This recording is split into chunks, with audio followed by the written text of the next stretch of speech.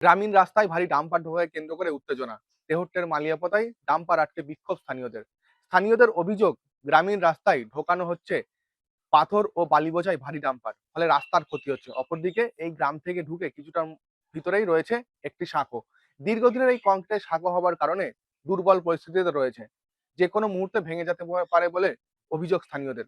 এছাড়াও অফিস টাইমে এই ডাম্পারগুলি ঢোকার কারণে রাস্তা জাম হয়ে যাচ্ছে। স্থানীয়দের অভিযোগ, এই ছোট রাস্তায় বড় ডাম্পার ঢোকার কারণে ডাম্পার পেরিয়ে পাশ কাটাতে পারছে না অন্য কোনো গাড়ি। ফলে দীর্ঘক্ষণ অপেক্ষা করতে হচ্ছে স্কুল ও অফিসে যাওয়া যাত্রীদের।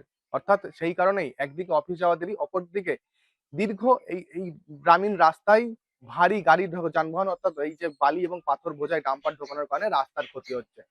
ফলে দুয়ে মিলেই চরম সমস্যার সম্মুখীন হচ্ছেন স্থানীয় বাসিন্দারা।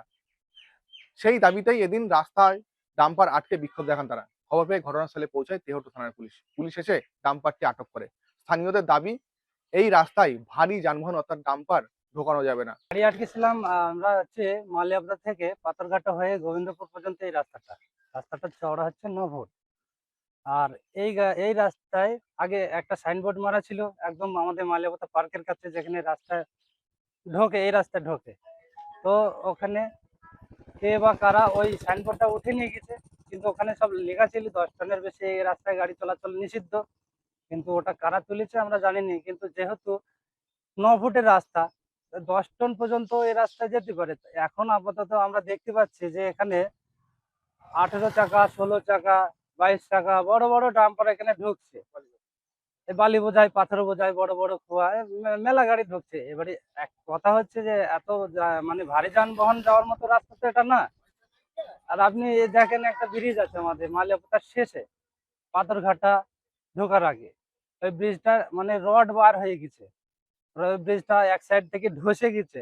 আপনি তো দেখেন তাহলে বুঝতে পারবেন। তো এই ব্রিজের ওপর দিয়ে যদি এই রকম গাড়ি যায়, তাহলে দেখা যাচ্ছে ব্রিজটা যদি ভেঙে যায়, 3টি গ্রামের সাথে লেনদেন, যাওয়া আসা সব বন্ধ হয়ে যাবে, যাতায়াত পুরা বিঘ্ন ঘটে যাবে।